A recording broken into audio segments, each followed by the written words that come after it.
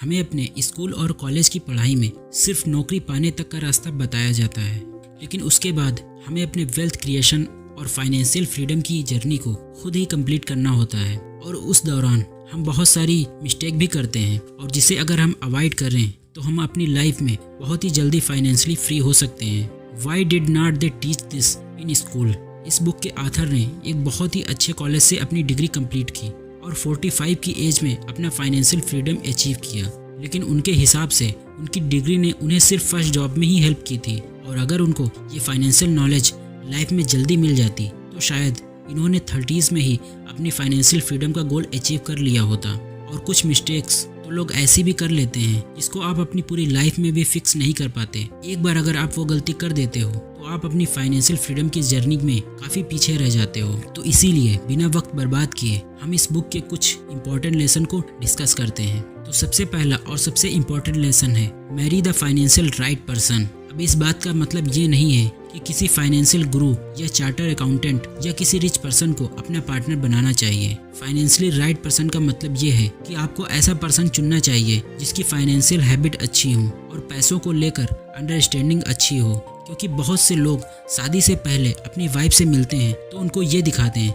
उनके पास बहुत पैसे हैं, उनकी लाइफ में पैसों की कोई कमी नहीं है। वो उन्हें अच्छा फील कराने के लिए एक्सपेंसिव गिफ्ट देते हैं, लेकिन ये सब चीज़ें हमेशा के लिए नहीं हो सकती और इससे आगे जाकर लाइफ में बहुत ही सारी प्रॉब्लम क्रिएट होती हैं। क्योंकि जब आप शुरू में ज़्यादा खर्च करते हो तो आप अपने पार्टनर के माइंड में गलत एक्सप्रेशन बिल्ड करते हो, क्योंकि ऐसा करने से आपके पार्टनर को यही लगेगा कि आपकी लाइफस्टाइल शायद ऐसी ही है, और ये चीज़ मेजॉरिटी लोग करते हैं और इसीलिए वो अपनी मैरिड लाइफ से खुश नहीं होते और कुछ ही टाइम के बाद वो ऐसा लाइफस्टाइल अफोर्ड नहीं कर पाते और वो मैरिज की एक्साइटमेंट वाली फीलिंग भी खत्म हो जाती है। तो काफ़ी सारी रिसर्च के थ्रू ये कंसिस्टेंटली पाया गया है कि दो ऐसे रीज़न हैं जिनकी वजह से कपल आपस में फाइट करते हैं। एक है मनी और दूसरा है टाइम। क्योंकि अगर आपका नेचर इन्वेस्टिंग और सेविंग करने का है और आप अपनी फैमिली के लिए प्लान बनाते हो कि आपके बच्चे अच्छे स्कूल में जाएं और अच्छा सा खुद का घर खरीद लो, हो सकता है कि आप उसके लिए पैसे सेव कर रहे हो, लेकिन अगर आपकी वाइफ का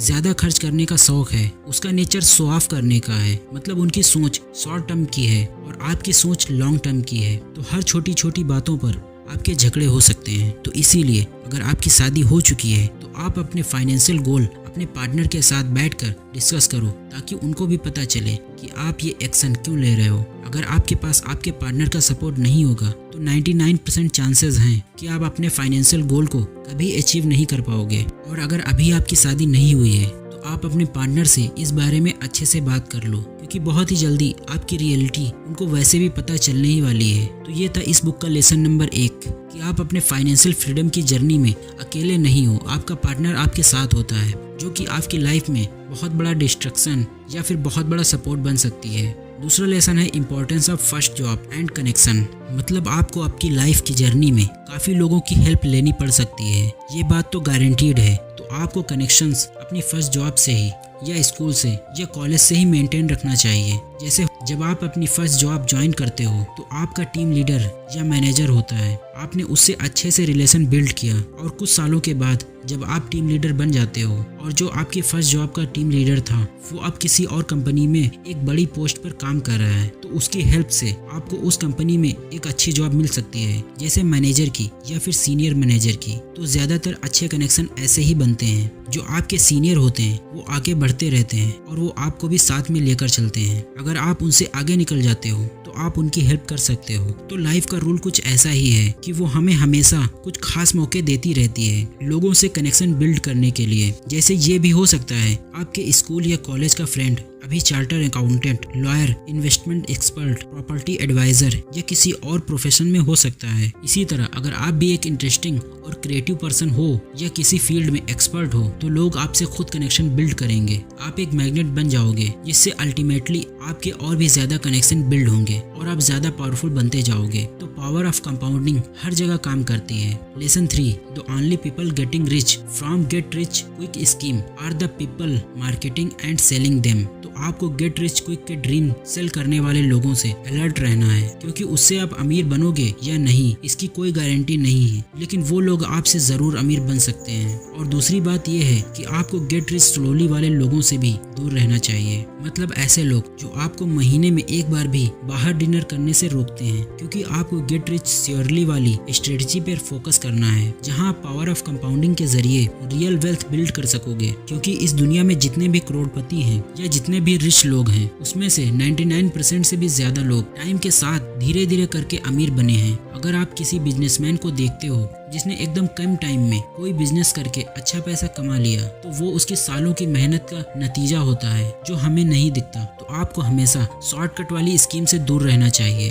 कुछ एग्जाम्पल ऑथर ने दिए हैं, जैसे पिरामिड स्कीम, जहां आप 2 लोगों को ज्वाइन करते हो, वहां उन 2 लोगों को 2 और लोगों को ज्वाइन करना होता है, फिर वो भी 2 और लोगों को ज्वाइन कराते हैं, और इसी तरह इसकी एक चेन बन जाती है। और इस चेन में जो टॉप पर होता है उसको इन सब का फायदा होता है। तो ये सब टाइम पास की स्कीम होती है, जिसमें आपका टाइम और पैसा दोनों बर्बाद होता है। फिर दूसरी होती है पॉन्जी स्कीम। यहाँ आपको बहुत ज्यादा और गारंटीड रिटर्न प्रॉमिस किया जाता है, जैसे 20 से 50% एनुअली। तो इसमें आपको शुरू के कुछ महीनों तक अच्छे रिटर्न्स मिलेंगे भी, लेकिन आपका पूरा पैसा रिकवर होने से पहले ही वैसे लोग हमेशा भाग जाते हैं। तो इसीलिए जेन्युइन प्लेस जहाँ आपको रेगुलर इनकम मिल सकती है, तो वो आपके जॉब से ही आएगी या कंपनी के स्टॉक खरीदने से आएगी, क्योंकि कंपनी जैसे TCS, रिलायंस, विप्रो ये सब अपने एम्प्लॉय को सैलरी देती है, और यही कंपनी अपने इन्वेस्टर को डिविडेंड के थ्रू रेगुलर इनकम भी देती है। अब मैं यहाँ आपको स्टॉक रिकमेंड नहीं कर रहा हूँ, लेकिन मैं ऐसी कंपनीज की बात कर रहा हूँ जो एक्चुअल में अपने शेयर होल्डर्स, कस्टमर्स, एम्प्लॉय और सोसाइटी के लिए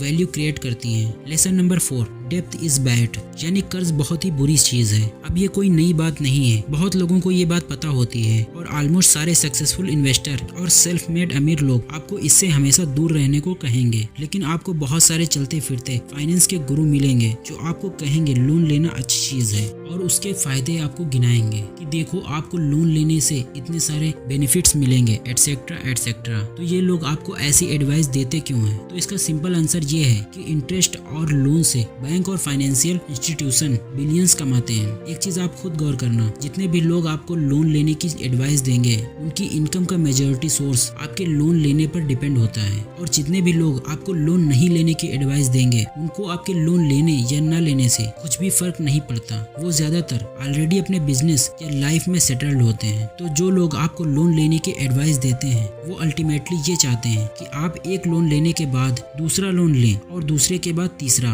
और इसी तरह आप कर्ज के जाल में फंस जाएं और आपको इसकी आदत हो जाए। सबसे लास्ट लेसन है हाउसिंग। तो यहाँ पर ऑथर हमें एक सिंपल और स्ट्रेट फॉरवर्ड आंसर देते हैं, don't buy a house until you are settled. अब सेटल्ड का मतलब ये होता है जब आपकी एक अच्छी जॉब लग जाए, जिससे आपको एक अच्छी सैलरी मिलती हो, या अगर आप एक बिजनेस के बारे में सोच रहे हो तो आपका बिजनेस थोड़ा स्टेबल हो जाए, या आपकी शादी नहीं हुई हो तो आपकी शादी हो जाए, तब आपको एक घर लेना चाहिए। क्योंकि जब आप अपने 20s में होते हो तो आप एक ग्रोइंग स्टेज में होते हो, आपको जॉब चेंज करने पड़ सकते हैं, आपको शायद सिटी या कंट्री भी चेंज करना पड़े। तो ऐसा नहीं है कि अगर आप घर खरीद लोगे तो आपकी सारी प्रॉब्लम सॉल्व हो जाएंगे। सबसे बड़ी प्रॉब्लम तो ये होगी कि आपने अगर जल्दी होम लोन ले लिया तो आप एक अच्छी कैरियर अपॉर्चुनिटी ग्रैब नहीं कर पाओगे, और आप उसी जॉब में ट्रैप होकर रह जाओगे। तो इन शॉर्ट आपको अपने 20s में अपनी जॉब और अपने बिजनेस पर ही पूरा फोकस करना चाहिए, और जो आपके कैरियर के लिए बेस्ट होगा उसी से रिलेटेड आपको फैसले लेना चाहिए। अगर आपके पास अच्छी इनकम होगी तो आपके पास एक क्या बहुत सारे घर हो सकते हैं। तो ये थे इस बुक के कुछ इंपॉर्टेंट लेसन। अगर आपको ये वीडियो अच्छा लगा हो तो लाइक कर दो, और इसी तरह के वीडियोस को रेगुलर देखने के लिए हमारे चैनल को सब्सक्राइब और बेल आइकन को भी प्रेस कर दो। Thanks for watching.